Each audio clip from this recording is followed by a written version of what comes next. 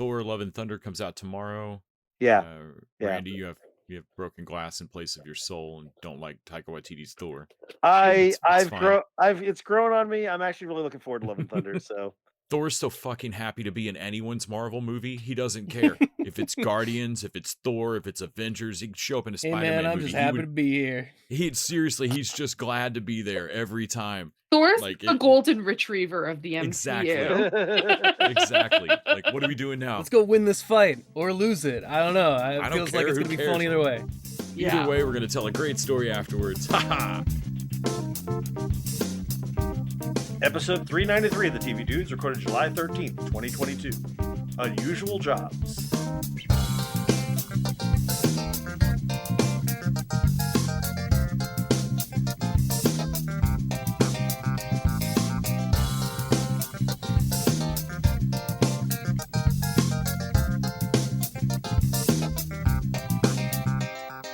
This week, we're talking about unusual jobs.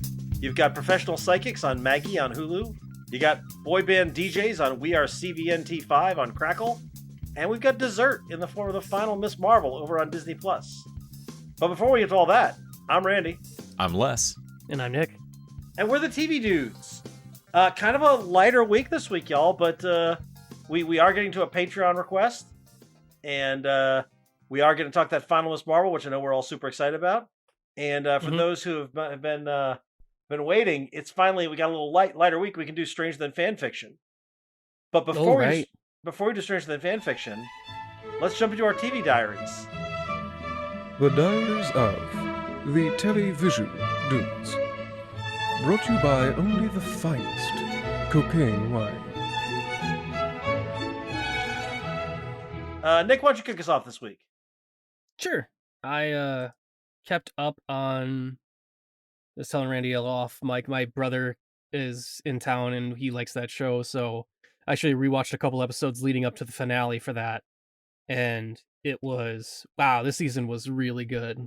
I really dug it. It leaves it off on a pretty big cliffhanger of like, oh shit, what are we gonna do now? Yeah, I watched that too. I watched the final episode, and man, you've seen the memes going around, right? Like, we have that one of like the horse that's drawn in 3 segments, like season 1, season 2, season 3, and it gets worse and worse. And like the boys is like it gets better and better. Yeah, the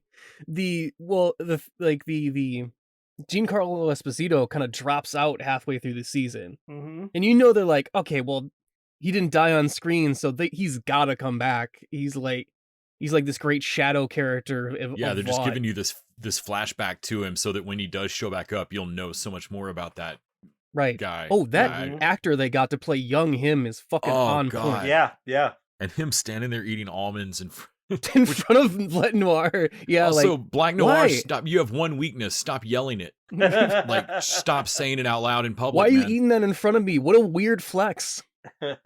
Yeah, but I did love that as a flex of like him just calmly eating almonds. Jensen Ackles this season as Soldier Boy. Wow. Yeah. Did not know how good that was going to be. But that really... I had no idea. He's perfect. Oh, man, it's fantastic. I watched the rest of Umbrella Academy season 2, just kind of keep, because I was very curious as to how it was gonna, season 1 and 2 held up to season 3, and surprisingly a lot of the emotional and story beats do hold up, but yeah, like I said, the plot stuff is like, we can't decide, like even like Klaus's and of course some of the other people's powers, we can't decide how they work. Like 5, it runs out of juice sometimes. Yeah. Every once in a while.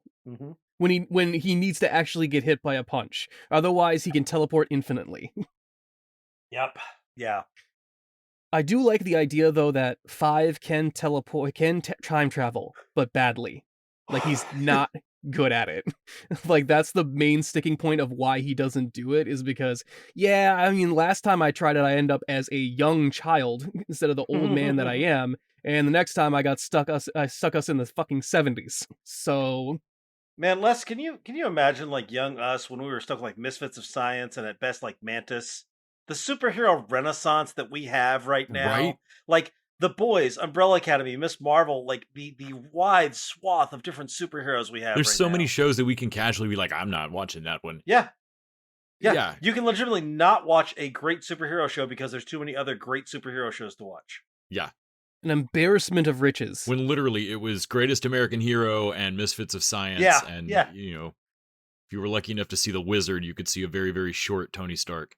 I am also a fan of Victor's new haircut, because now finally someone on the team does look like they belong in My Chemical Romance. I liked the way they handled the Victor story. I thought they did a really good job with that. Oh, I thought it was really smart. I thought it was really yeah. like, wow, way to tie it into the previous season with what the arc of that character was with the Sissy storyline. And I was like, oh, what a great way to like, she gave me the bravery to, you know, be who I wanted to be. I'm like, wow, what a great way to like really, you know, address it and put it in there, and then to not really make it a big deal for the next episode, you know, like it's done. Also, Victor being like just kind of a badass now of like, I ended the world twice. Okay, don't come at me. That's got to be my favorite line in the entire new season is not I've saved the world twice. Like, motherfucker, I've ended it twice. Twice. Like he's sitting next across the number 1. And for the Sparrow number 1. And number 1 thinks Victor is number 1. Is like, actually I'm like number 7. I'm number 7. What? Yeah. And if you don't do what I want, I'm going to challenge you. I'm going to call you out outside your, in front of all your fans, and I'm going to fucking embarrass you. Yeah, that was great. I watched some more Rising of the Shield Hero Season 2. I watched a couple more things for Stranger Than Fan Fiction, but some of them ended up being duds. Man, some anime, like, they're like, oh, what a great weird premise that only really holds together for the first episode and then becomes really boring. Let's see, what else did I watch? I watched a little bit of Stranger Things the first season with my brother too, because he finally, like, he's like, oh, maybe I should start watching that show. Now? Yeah, I feel like people are talking about it kind of a lot. Like, yeah, a lot. Finally. Yeah, I think that was basically about it. Les, what about you? Let's see. I've been watching back through sitcoms. So Brooklyn Nine-Nine episodes and tearing through happy endings. Fanny and I watch You're the Worst. It's kind of our sitcom we're binging back through. She's also rewatching 6 Feet Under, so I've caught a couple of episodes of that here and there. Finished out The Boys, which was wild. I had stopped, I think, just before the Herogasm episode, and the rest had piled up. So that was nuts. Ooh, that's a great way to finish. That's a great stretch. It's such that's a good great finish. Yeah. Oh, it's so fucking good. What a happy ending. Man, Frenchie's gonna be super pissed he missed this. Oh, God, I love that everybody keeps bringing that up. Like, everyone who walks up to Herogasm is like, oh, Frenchie's gonna be so mad. I also love, like, after a couple of people have said, like, yeah, it's the 70th anniversary of Herogasm. And then as they're walking up, somebody's like, oh my God, is this Herogasm? And Soldier Boy goes, yeah, I started it in 52. You posers. Like, yeah, you put the math together on it, and you're like, oh son my of a bitch. God, that son of a bitch. They're right. It is the 70th anniversary. And of course, Soldier Boy started this because, like, you know, Hef threw him out of the fucking mansion when he fucked his way through something load bearing.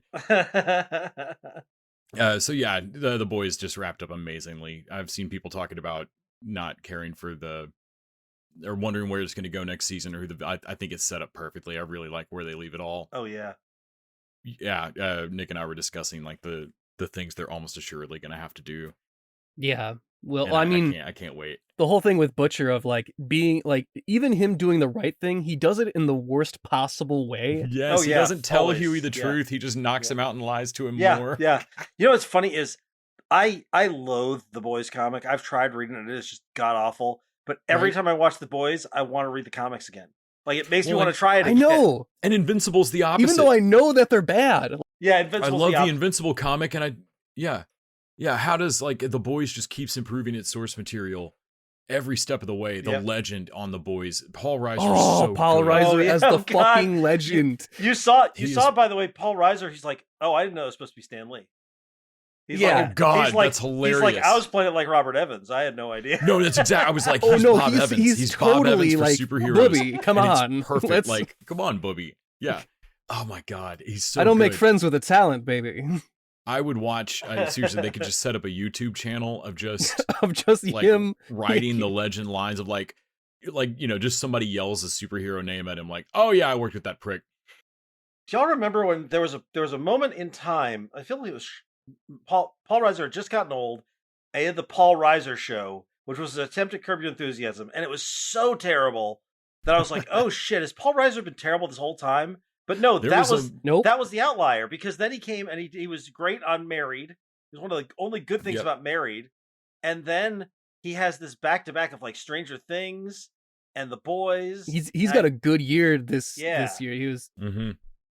The Mad About You return wasn't bad. No, it was good. Yeah. Anytime you put that motherfucker in a lab coat or something, I'm always going to think of Burke from Aliens, though. Like, when are you going to betray the team? Oh, I can't. But like, as he got nicer and nicer on Stranger Things, and I was like, this is against the cosmic order. They were full on. They were full on messing with us. I just rewatched. Oh no, they like everything else on Stranger Things. They relied on casting to like fucking trick you. Yeah, I just rewatched them in season 2, and it's like you're expecting him to be the slimy Burke guy. They set you up for it. Same thing why in Captain Marvel they made what's his name into the Skrull, like oh totally Ben discount Jeremy Irons, Ben Mendelsohn, because you assume he's going to be the bad guy. Yeah though the casting of whatever Figueroa, the damage control lady on Miss Marvel that's from Orange is the New Black, she is she's horrible again. Terrible. I thought like that's where she's from. I'm like, why do I think you're like a lesser cousin of Toni Collette? Yes. Yeah, I hadn't put that together until right now either, but yeah, totally. So that's been all great. Motherland Fort Salem continues to be super fun. I'm loving the last season of that. The Old Man continues to be cool in a deliberately paced spy show. I need to catch up on that. I may wait till it's over and finish it out. I watched the back half of Doctor Strange and the Multiverse of Madness finally. I enjoyed it. The first half it took me a minute to get into it. I was like, oh shit, I may not like this movie. Yeah. But I dug it. I still feel like it treats Wanda just weird compared to what WandaVision did. Yeah. Like, I'm not a huge fan of WandaVision, but this is disjointed and weird. Yeah. She goes so villain so fast. Well, the movie treats it like it actually comes off in WandaVision, where she's the fucking villain by the end of it. Like, that's crazy not really how psycho. WandaVision seemed to treat it. But WandaVision treated it like, oh, they don't know what you sacrificed. I'm like, what? They soft pedaled that shit. Yeah. They were sympathetic to her, and then we aren't. It's not consistent with what the universe's vision of it is, because they didn't sell that in WandaVision. So I kind of want to be like, did we slip into like a one-digit off? Is this like the 617 universe? I will say though, the last scene we see of WandaVision is her in like an isolated cabin reading the Darkhold, like levitating. There's definitely an implication there of like, oh shit, this is bad. Yeah, but it kills me that it's more like Strange is very clear that no one can use the Darkhold without being corrupted, and then he does. Well, but then also like, okay, so you all watched the events of WandaVision unfold, and then instead of anyone going and checking on her, you left her with the worst magic heroine in the universe. I can only assume Doctor Strange was busy for like 6 months, and now we're all mad at her. But nobody, like not Wong, not any of these other people that show up and bow from nobody. Yeah. And yet we're all mad at her for having a drug problem now. Yeah. Like, she's not a villain. She's a sympathetic character. And it Doc, that seems like your job, man. Yeah. Here's the thing, and we shouldn't talk, I guess, too much about WandaVision, but it's on TV Diaries.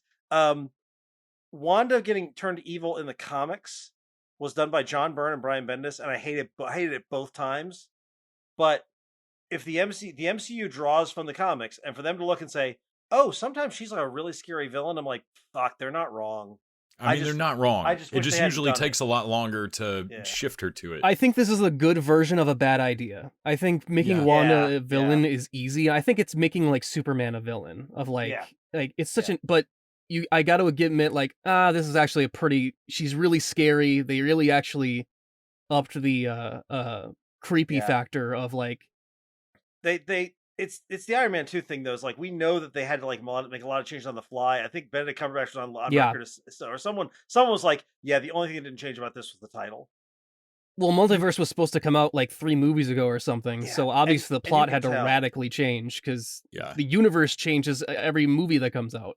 So it definitely needed a few more script passes, and all I can think is someone should have gone through and really made a point of the Darkhold corrupted her. This is not her. This is something else. and really that her fighting through to redeem herself at the end was the true Wanda. Like they could have soft pedaled it a little bit and Well, still made I her like that scary as fuck. the end of it is not them defeating her in any power way. It is showing her your plan's stupid. It won't Yeah, work. she defeats her. She stops her. Yeah, she stops herself. Yeah. The other thing that Nick and I watched was Don't Blink, which is a movie from I was trying to remember 10 that. or 12 years ago.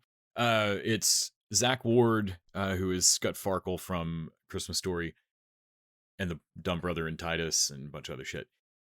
And Brian Austin Green and Mina Savari in a horror movie that apparently has no rules. Which would be one thing if it were a slasher movie and like, this movie's got no rules, except that it's a weird cosmic thing that's happening to these people where like they all show up to a cabin like for a getaway, like a lodge for a weekend, and it's deserted. I mean deserted, like the water's still running in the sink, there's food everywhere, like gone, people just gone. And it seems to be that if everybody in a room looks away from you, if no one's looking at you, you'll vanish. Which is creepy and kind of a neat premise, and immediately becomes impossible to work. It becomes impossible to maintain. Yeah, if you're two people in a room and like they keep having these like great, jump scare moments of like somebody, going behind a cabinet door and then just being gone, except that the other person should be gone too. Because they're now the only person in the room. They're the only, like, there's a lot of times. So there's no one looking at them. Yeah, so there's a lot of moments of like, oh, that was super fucking cool. Wait, that can't work. Like over and over where you're like, oh, that was slick. I can see why you put that shot in, but you didn't think about it at all because it makes no fucking sense. Someone's opening up a cabinet and on the inside it's like scrawled and scratched in, help me. I'm like, oh, cool. Like, it's a great shot. Wait, why the fuck is that scratched on the inside? Like, how would that help anyone? How is that helpful? Yeah, like the longer you think about it, the more it becomes like the carved down the cave wall in Monty Python. Of just like, who would carve that out? Yeah. So anyway, it's still it's like time travel movies that try to explain how the time travel works. Like, I likened it. It's almost jujitsu level of nonsensical. Yes, like, but my brain wants to like, that's a creepy premise. It makes for a great jump scare. Can the math work? And it can't. It can't. You're trying to solve a nonsense data riddle, but still. We watched it, and that's my TV diaries. I continue to work my way. My sitcom rewatch at the moment is Seinfeld. I'm making my way through season 9, and realizing that, man, they brought Putty on in a big way in the last few, and he is such a great part of that show. It's the car episode where he's the car salesman, and George is like running a sting with Twixes, and Kramer's out trying to like. I'm convinced that's what launched his fucking voice acting career. Is him on that Seinfeld. I think it did. Oh, totally. He's so good. And then there's the bit where Elaine finds out he's a Christian, and there's this really funny runner of like, some weeks Elaine has a different boyfriend and some weeks it's Putty, and they just comment on it, and like Jerry will be like, "Oh, what happened to Putty?" She's like, "Yeah, I haven't talked to him in a couple of days. I think we're broken up." And then he'll be like, "You're back with Putty again?" And she's like, "Oh yeah, I needed some shoes over at his place." And it's just such a hilarious bit of like how uninvolved both of them are in the relationship. It's so terrible. But yeah, season 9 is a great. I know people. It's controversial. The finale. Elaine, you have to get back together with him so you can give me a deal on as my mechanic. Yes, but season 9 is just fantastic. Megan has been making her way through Stranger Things the first time, so I've seen some of that again. I watched basically the back half of season 2, and then the first couple episodes of season 3, and realized that I've conflated a lot of season 2 and 3, like what happens when. But it's really good, and it's reminding me of how big the jump was in season 4 of like to psychic powers, and like season 4 is a whole different beast than what they were doing in seasons 2 and 3. Season 1 they had psychic powers. It was just only one person had them, and they were mysterious. It definitely was not. It definitely felt more like Kids on Bikes, and now it feels a lot bigger. Yeah. I realized that Robin has only been around since season 3. She's only been around since last season. Yeah, she's no older to the group than Lucas's sister. And her and Steve feel like tight knit, like they're like, I'd swear they were in. I would swear they were friends in season 1, but Steve wouldn't have been friends with her. Yeah, it's funny. Robin in like an episode established herself as one of the great characters. Yeah. And also, I told Megan as she was watching season 1, she, everybody in season 1 hated Steve, and I'm like, you're gonna love Steve. And Yeah. we get to the end of season 1, and he picks up that bat and he shows up to help. Yep. And she's like, I don't want to like him. And then season 2, of course, he becomes buddies with Dustin. Well, too bad. And yeah, she's like, damn it, I don't like him. No, none of us did. None of us wanted to like Steve. None of us wanted to. It happened against our will. But Steve is legitimately the best. Yeah, he is. Yeah. I love him constantly bitching about being the babysitter all through season 4. Yes. And everybody's like, but you're so good at it. You're so good at it, though. Yeah, but... Got out of the theater to see Thor: Love and Thunder. Watched the first episode back of Better Call Saul, which was a holy shit nail biter of an episode. Like, I cannot wait to see how they wrap this thing up. I actually, as I watched it, I saw an article talking about how Better Call Saul, if they stick the landing, has a chance of being like the best television ever, like taking that crown from The Wire. And I think that's a reasonable chance because it's I phenomenal. mean, I already liken it. I already hold it above Breaking Bad. Yeah. Well, it's funny because like I want to watch. I was thinking about the order of this. Like, you kind of want to have seen Breaking Bad before you see Better Call Saul. Yeah. But you don't have to have. And I think when I do my rewatch, when it's all out, I definitely want to rewatch all of it. I'll start with Better Call Saul and then watch it up to Breaking Bad because it's going to lead right into Breaking Bad. Better Call Saul doesn't do a whole lot of cute, like, oh, this is where this thing is going to go. Yeah. Still, like, they have the same characters, but they don't really do any of that cute shit that other prequels do. They do some of it. They built a lot of the super lab and that kind of thing. They did a whole story about building the super lab. Oh, yeah. Well, since Gus even came in, we see that Gus is, like, building an infrastructure that... It kind of makes more sense because by the time he meets Walt in Breaking Bad, he actually needs a chemist by that point. Like, it's not like he built all this overnight. This has been in the works for years. Yeah. He didn't have a chemist. He had what's his name? The other guy. Yeah. Fuck. Yeah. The guy Jesse shot or something. The guy Jesse shot, yeah. Starts with a G. He's a dumb name. Yeah, Gale. Yeah. Gale. Yeah. I loved Gale. Yeah. I mean, I love Gale from Flight of the Conchords. Just a little fucking stoner. Yep. Little goober. Like, super into chemistry. Caught up with Physical, which they did some interesting shit with Physical lately. Her husband has sussed out that she has an eating disorder, and they're sort of making him. He's finally pieced that together, has he? And he's embarrassed by when he figures it out. He's like, he talks to her about it, and of course she don't want to hear it. No. And he's like, I should have figured this out a long time ago. And you get this bit of like, oh man, I thought this guy was a total piece of shit, but he actually he is he's just kind of dumb. Like he is maybe not as trying. terrible. He's just terrible at it. He's terrible at it. And so that was an interesting turn. So it makes me feel bad. I'm interested to see that. Caught the season finale of Star Trek Strange New Worlds, which is a nod to a classic Trek episode and is a fantastic finale. Like, Strange New Worlds was just a beautiful home run of a series. I cannot wait for season. Kept up with Loot, which I'm still really enjoying. And they are definitely following through on that Nat Faxon, Maya Rudolph chemistry, which I think is good. I'm liking that quite a bit. And then there was the homework, I think. And that's it. All right. It is time for our other irregular segment. And that segment is Stranger Than Fanfiction.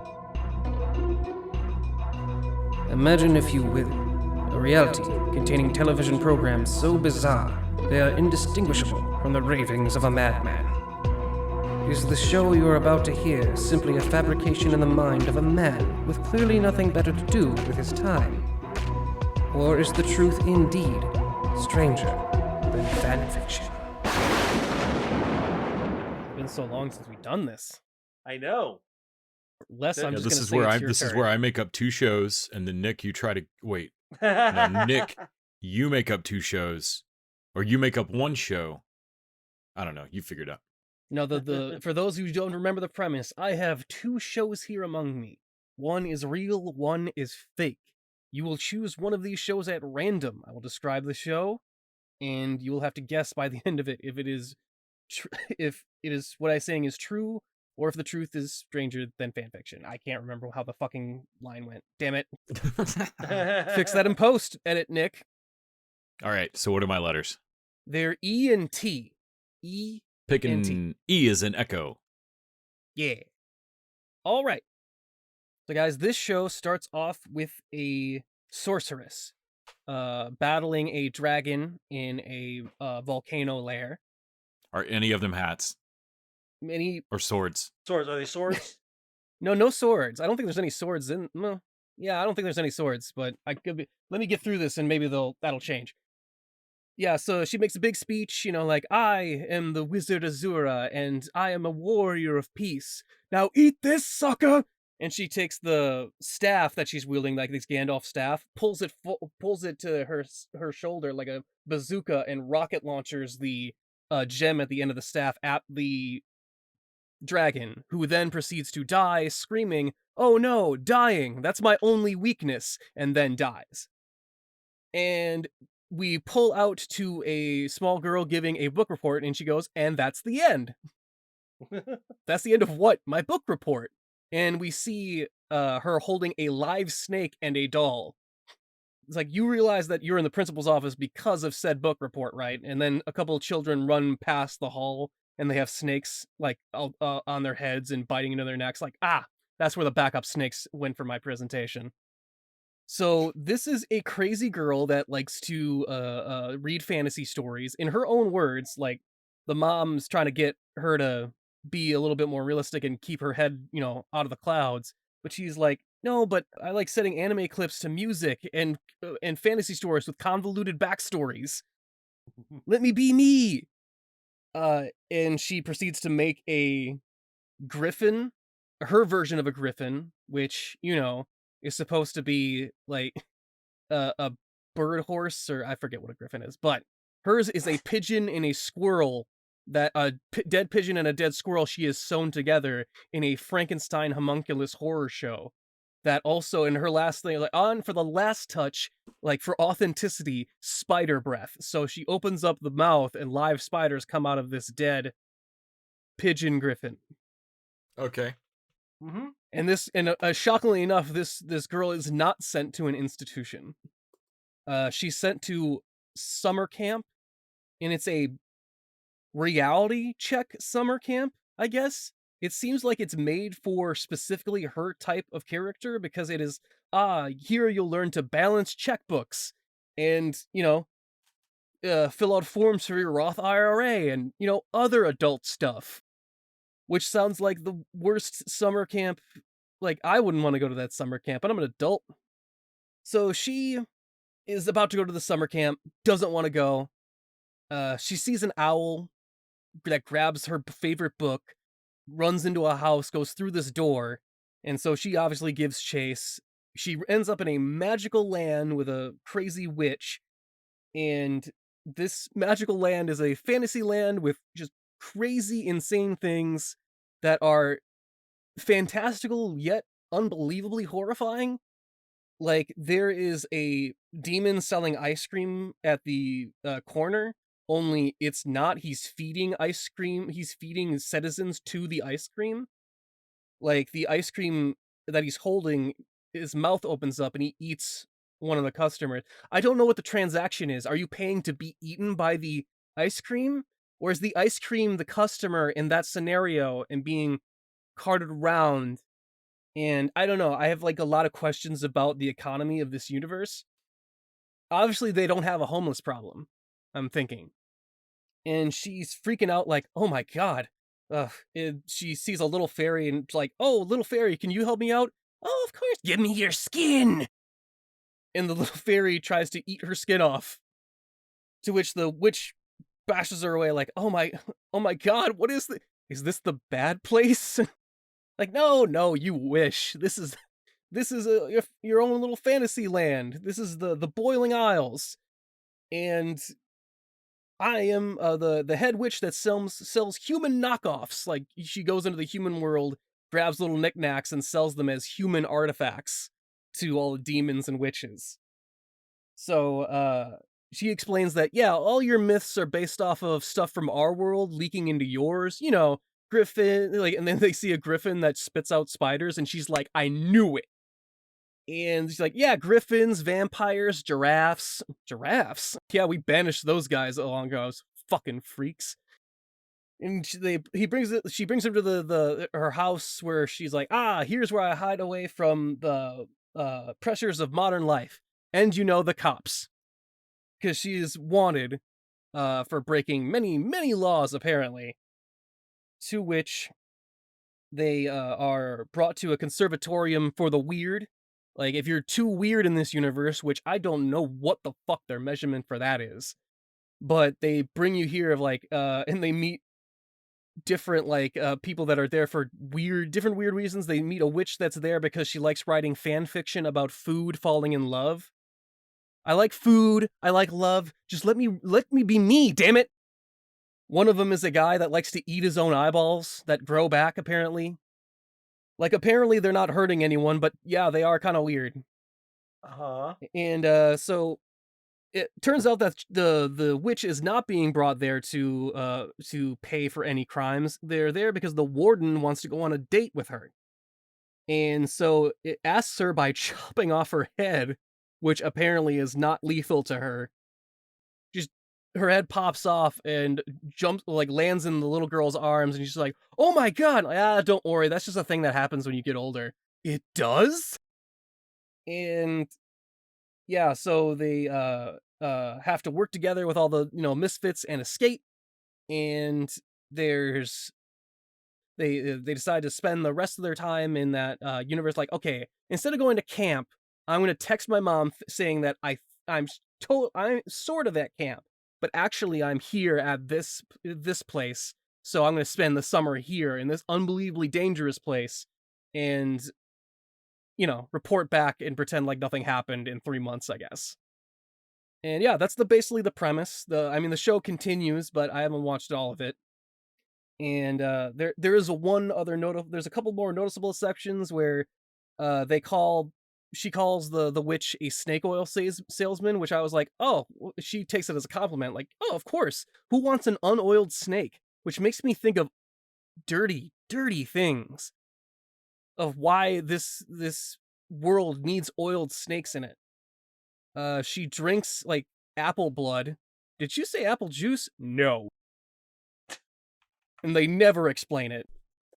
There's one really good jab where they play a sport called grudgeby, which is like their version of rugby. And they play a whole game, they win the match. Yay, go team, go the underdogs. Only to lose at the very end because the other team grabbed the golden snatch, which is worth like 1,000 points. And like, what? Why is there even a whole other game system to this then? We should only be looking for the golden thing. That makes the rest of this irrelevant. But yeah, otherwise it's a pretty fun deconstruction of fantasy tropes, and really weird, and I like it. Guys, is this show real, or am I just thinking of random things in my diary that like never fully formed into an actual story and threw them all into this in like alphabet soup style? I'm torn. I went back and forth so many times during this. I mean, I'm torn. You got weird specific, like the griffin that spits out spiders, and then you did like a Harry Potter riff there at the end, and so I'm like, I'm torn too. Les, where are you leaning on this? It's so specific that I feel like it has to be real, but also there's so many bits to it. I feel like these are just snippets from Nick's dream journal. I'm gonna go with you made this up. I think this is fake. Well, guys, I'm sorry to disappoint you. This show is real. What? If it's Magiswords? Dude, nope. This show is called The Owl House and is on Disney Plus right now. Oh shit, wow. I heard about this. Yeah. I've seen the poster for Owl House. Wow. This show is insane. Didn't they cancel this? Wasn't it too weird for them? I think it might have been too weird for there's 2 seasons of it, but I think they're gonna finish it off with a 3rd season that's like just 3 longer episodes. All right. But yeah, it is fucking weird. Like, I'd even get into the house that is sentient. First Disney show to have a same-sex couple in the lead role. Yes. First Disney animated show to have a same-sex kiss involving lead characters. Yeah, it's very bold in that sense of like, it's definitely for children, yet it's basically, I think it's some of the same creators behind Gravity Falls, and it kind of has that feel behind it. Okay, yeah, I can see that. I think I remember hearing that. I know this was beloved. I have some friends some friends of my feed were very mad that Disney wasn't going forward with more of it. I think It's that was the thing. awesome. Like, trust me, if you watch it, you'll be mad that I put you on it because it doesn't have an ending right now. Like, you'll be like less middleman mad of like, God damn it.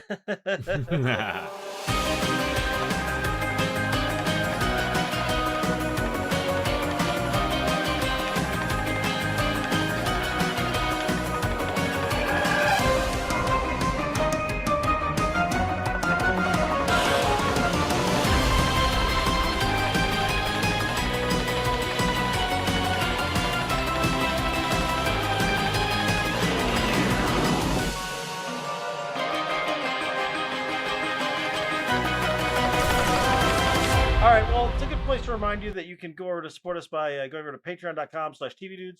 Throw us $1 an episode. In exchange, we get to keep up with our streaming services, pay for our hosting costs, and you get bonus content each week. This week, we are going to be talking about Love and Thunder, the new Thor movie. But we also are a $20 showrunner level, so if there are shows that you want us to throw in the rotation, you can buy into that level, give us a couple of ideas. You only have to do that for 1 month. We have a patron who was on for like months, and basically he's going to be giving us suggestions forever now. But we're not doing one of his this week, although we're going to do it soon. Max either has a lot of disposable income or a very consistent need for control. This week we're tackling one that is from Jean-Paul Vital. You have to correct me. I don't know how I pronounce it. I don't know if it's vital you get that right. And he is the one who introduced the big dogs, which I will never forgive him for. Ooh, that was right before my tenure. And The so, ASMR cop show. this time he picked a show off Crackle called We Are CVNT5, and I think the first thing to note is it's impossible to find anything on fucking Crackle. This is one of You their have to, Well, one, I had to fucking download Crackle onto something I own. well, you have to type in CVNT5. Like nothing at CV, nothing else should come up. yeah. Like Yeah. What the fuck else has CV in the front? I seriously like I had to finally type it into search and Crackle because I just was trying to scroll around and surf, and Crackle's bound and determined not to show I me bet that you show. Crackle is trolling us, and you actually have to type in cunts if you want to actually Right? see it. Well, it's funny because Les, in our text thread, you were like, "Hey, did they take it off Crackle? I can't find it." I was like, "No, it's still there. It's just fucking impossible. You have to type nearly the whole fucking. It's their original It's their show. show. Like you cannot find it. It's their show. They really want me to watch Funny Girls though. And once you find it, you are not rewarded. I did not like this. Oh, you didn't? Oh, this is better than Players. It's like Players, but not as bad. Yeah. It makes me go like, well, Netflix, I guess you're not fucking up that bad, considering there's still services out here that can fuck it up worse than you. Like, I was legitimately shocked Crackle was still a series when you mentioned it. I Yeah, was like, really? Sure. Yeah. That's Really? like Tubi. It still exists. There's just money poured into it. Like, Roku didn't buy that yet? No, Roku's its own Crackle. Yeah, so after hating Players, I was pleasantly surprised by this. It follows it's basically like a Spinal Tap type show, only it's about EDM instead of metal because metal's taken more seriously now and you can laugh at DJs. But unlike I kept trying to after watching Players, it's impossible not to compare and contrast what was working and what isn't. When we were discussing Players, that it was trying to get me to like this show, but had no likable characters, and every joke on the show went at them like shit on itself. Yeah. And I was watching CVNT5 going, okay, it's not that these guys are lovable by any stretch, but I feel I liked their manager at least slightly more. I liked some of the friends from home, and like watching them take, fuck each other over was a little funnier. The aim of the jokes was a little bit better.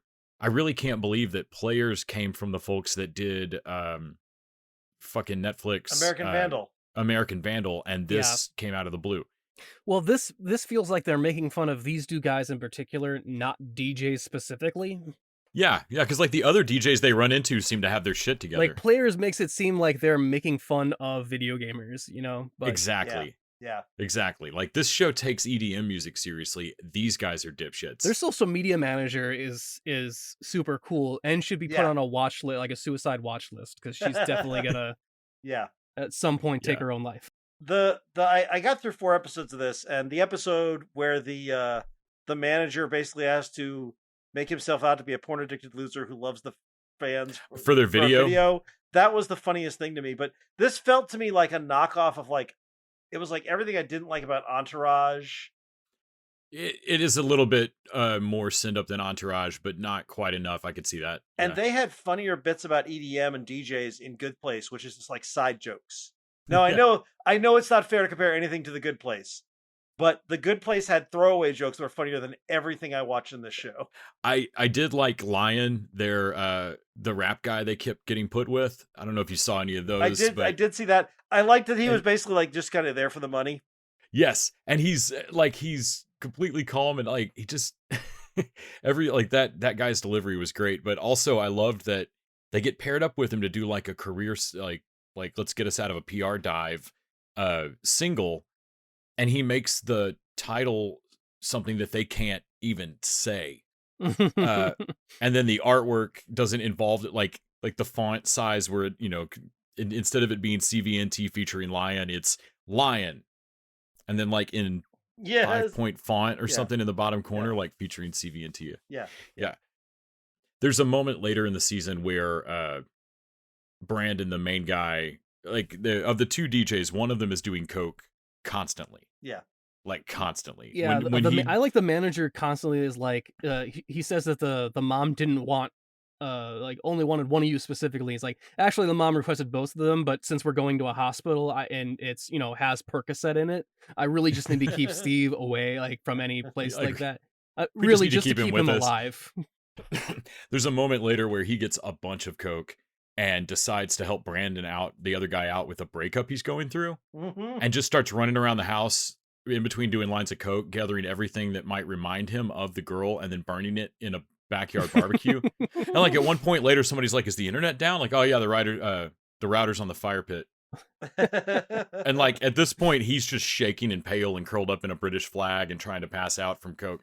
And like vodka for breakfast? It's only breakfast if you went to sleep. At one point, the other one who doesn't do drugs goes out to a club with them and does drugs for the first time and realizes that drugs are amazing.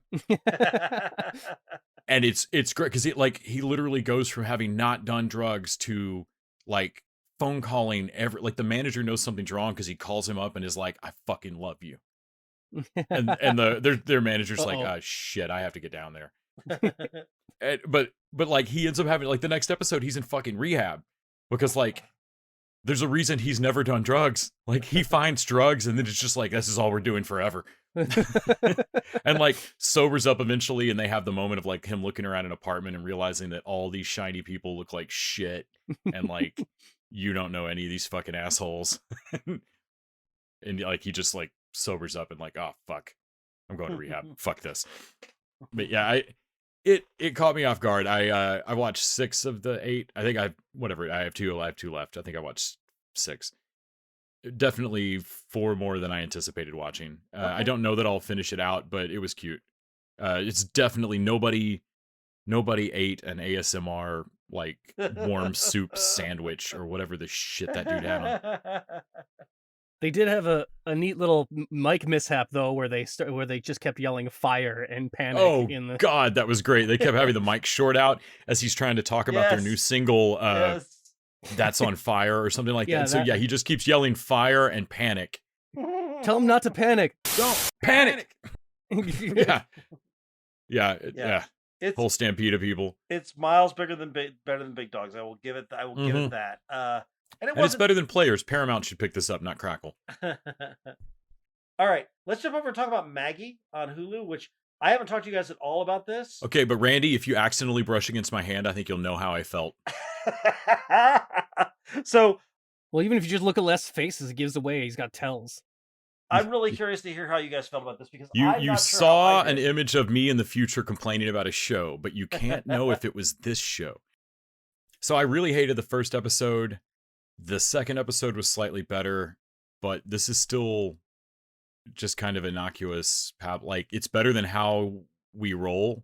Yeah, but it's that kind of sitcom. So this is better. This is the quality of show that How I Met Your Father should have been, but that doesn't make it a great show. Yes, that's where I felt like this is. But this doesn't feel like a Sesame Street set. This doesn't feel like it's made out of cardboard. No, it looks expensive, and the cast is good. Like, it feels like they're almost there with these characters. Like her sister-in-law, whatever. The sort of always high fiance is a great character. Like, there's good and Angelique Cabral from that Prime show, that Undone.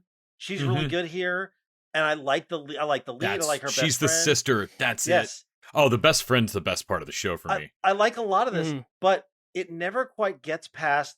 It needs another gear, because it's all cutesy jokes. It feels like a Disney Channel show.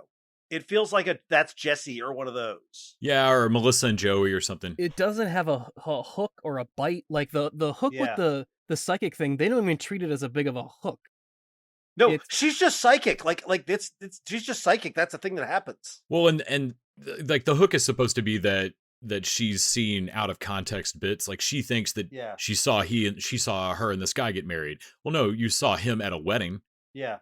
But you didn't see you there. Yeah, but it's like, okay, but when does that happen? Before you guys hook up, or like it's one of those things of like it's almost as bad as the time travel paradox movies where it's like, oh, well, I saw this thing happen. I'm like, well, that's useless. It's always is, because you can't make a show when you have a 100%, you're 100% right about any. You can only make a show when you're always wrong about these. Yeah. But I think what kills me, or what made the first episode not work for me, is as like the lead, she's doing a good job, and they're getting the beats right and saying the lines fast enough and all. But she, in order for her character to work, she's supposed to be basically fucking done with things. Like, she is burned out. But she doesn't feel like that. She doesn't feel like that. And she has almost no interest in all right, so you keep seeing psychic visions ahead, but not with context. And so you keep getting things wildly wrong.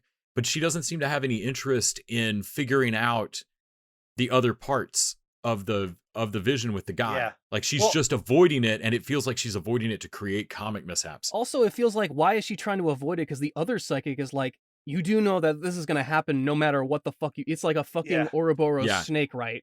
That everything you see will always come true no matter what you do. But here's the thing. This is what pisses me off. They cheat that. Because at the very end, I don't know if you guys got all the way through this, she sees the vision of the wedding and the faces change, and it's her in some of them. And I'm like, wait a minute. If these can change, then this whole premise is bullshit. Then wait, I didn't get to that part. Then that doesn't make fucking sense. It doesn't make any sense. So also, beyond all that, beyond the fact that the psychic stuff is bullshit, and I don't need that put in the world. People think psychics are real. Psychics aren't real. Yeah, it really should have been about a fake psychic that solves crimes and maybe has a black friend. Oh, wait a minute. This needed about 20% of the meanness of You're the Worst and about 20% of the weirdness of Kimmy Schmidt, and it could work. Yeah, because it's almost there. It's almost there. But it feels like, Les, when you and me, since we watch so many terrible movies, when we watch one that is like in no stretch of imagination a good movie, but it's so much like competent, like it's shot on an actual camera, it has actual actors in it. Yes. It has actual lighting, so it looks like an actual, like, oh, this is like an actual movie. Yeah. It's kind of refreshing, but yet you do know in the back of your mind, like, oh, that doesn't mean this is good. This is just like a baseline requirement that things don't always hit. It was just polished enough that I watched it all the way through, and inoffensive. I had it on while I was doing other stuff, and I could watch. I watched through the whole season, but I hope to God it doesn't get renewed. I don't ever want to watch any more of this. I can't. All I kept thinking was, we got this, but I didn't get a second season of A to Z. No one can tell me they honestly care which dude she ends up with, like that fucking. Yeah. No, there are so many other one-season sitcoms that were more there than this. Perfect Couples, A to Z, Traffic Light. Yeah, yeah. Friends with Benefits. There's a fuck ton of these. Yeah, you're right. Or Trophy Wife. I mean, Trophy Wife. Though I gotta say, my other favorite character on this one is Leonardo Nam, the Aussie. I guess in the second episode he proposes, but the sister's Yeah. fiance, Yeah.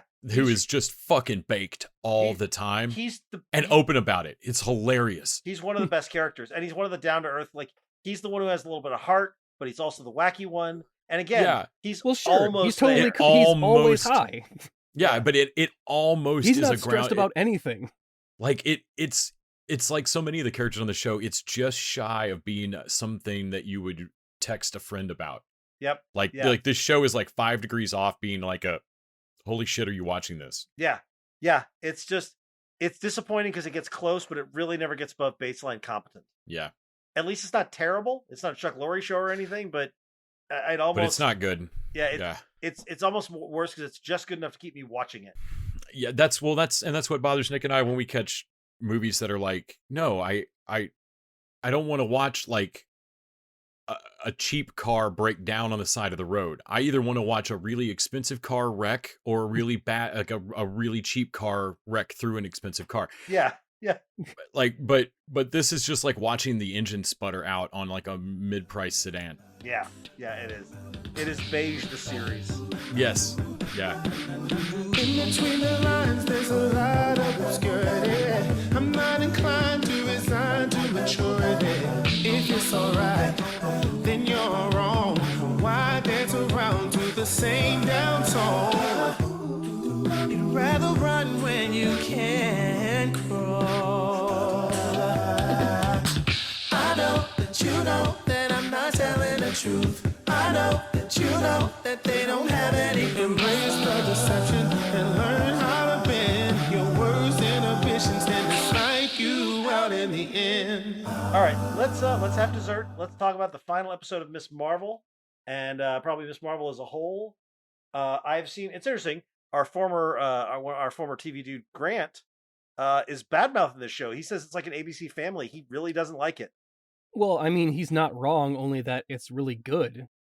I mean, one of my favorite shows of all time is off ABC Family, so I really can't talk.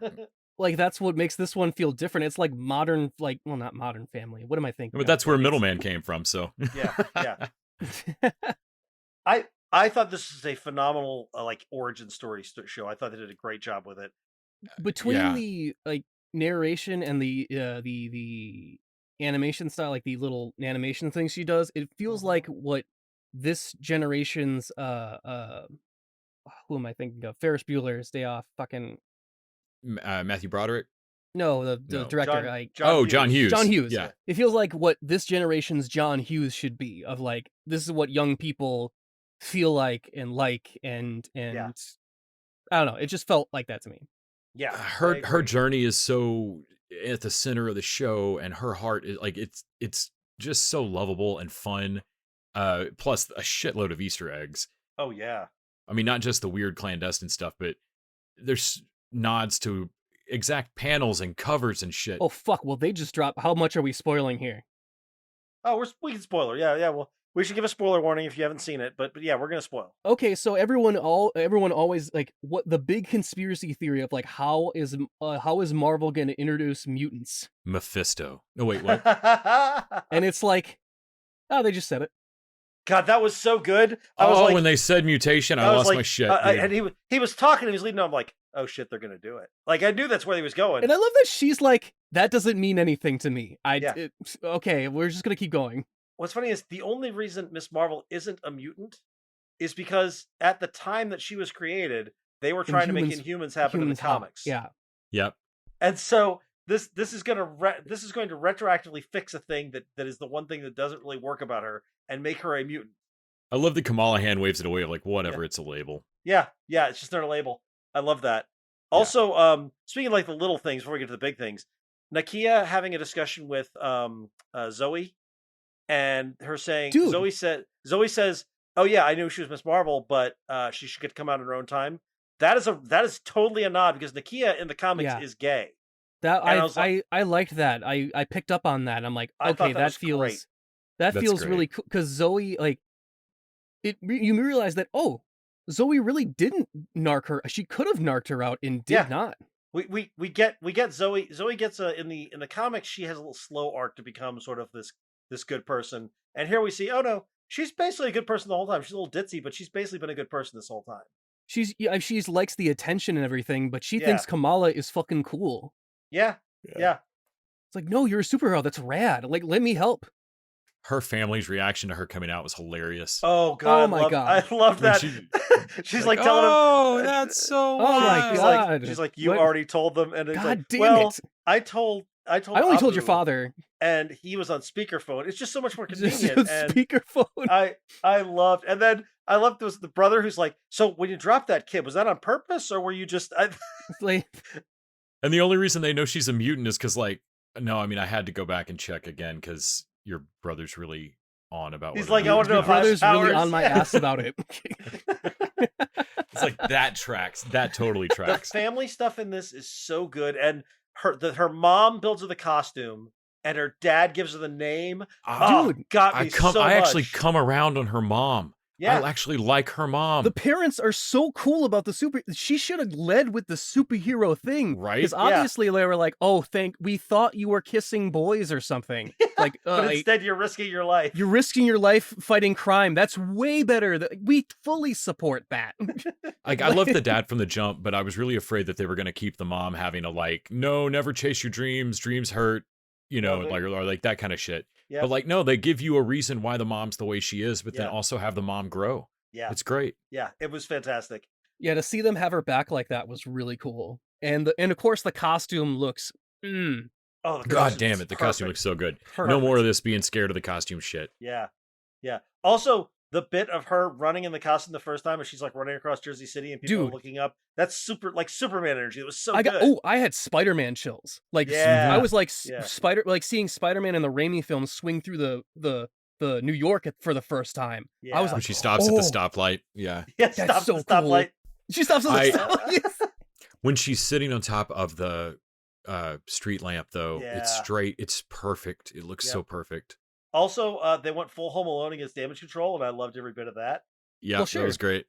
Well, even though like it does like end up like, yeah, but we're dudes with guns, so eventually yeah, so we're going to they get all you. get caught. Yeah, Like, yeah, this is working, only for that like a bunch of dudes to come out right behind him, like they're throwing baseballs. but I mean, they knew. They said that from the out. They're like, no, we're just going to delay them. We're not going to stop them with this. They had, they're Damage Control. Yeah, this is just to buy time. I do love that Dime Store Tony Collette was like told like, hey, whoa, you're attacking a school. There is such Yeah. a thing as bad PR. Do not Yep. do that. Yep, I love that too. I Yeah. thought that was good.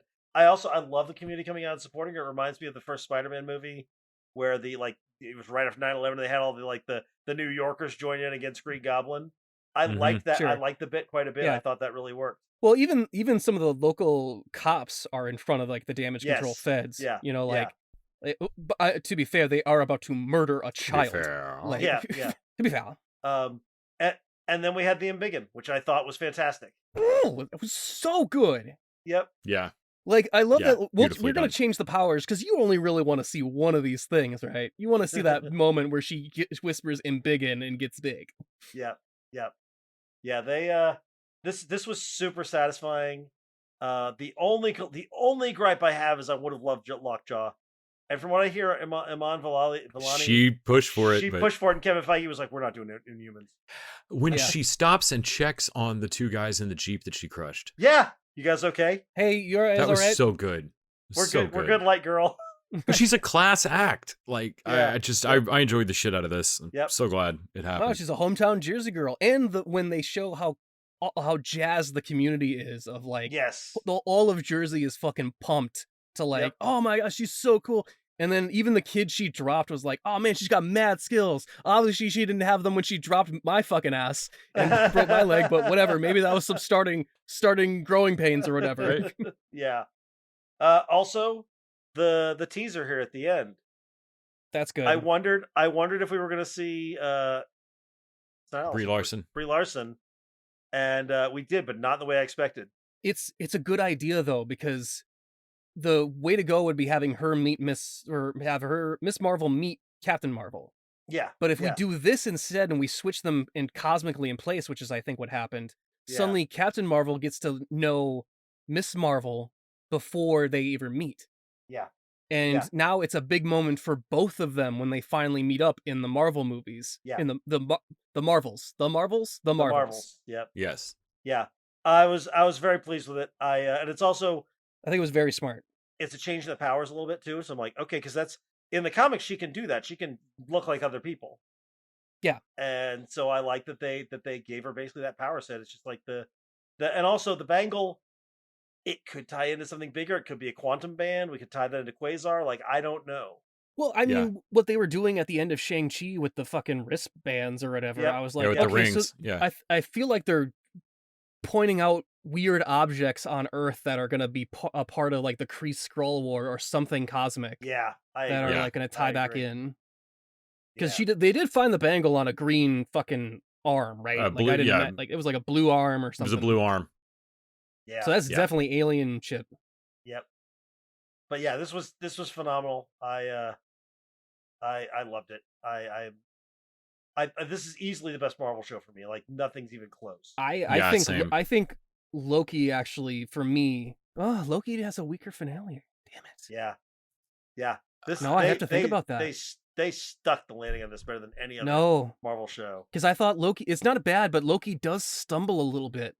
Yeah. Yeah, this and Loki are basically tied for me with I think What If is probably my close second. Yeah, and of course I still put Falcon and Winter Soldier higher than anyone else because that is the mythology that I love. Oh, I put Hawkeye above. Oh, I shit, really you're right. enjoyed Hawkeye. You're right. Yeah, I think I go Miss Marvel, Hawkeye, Falcon, Winter Soldier, Loki.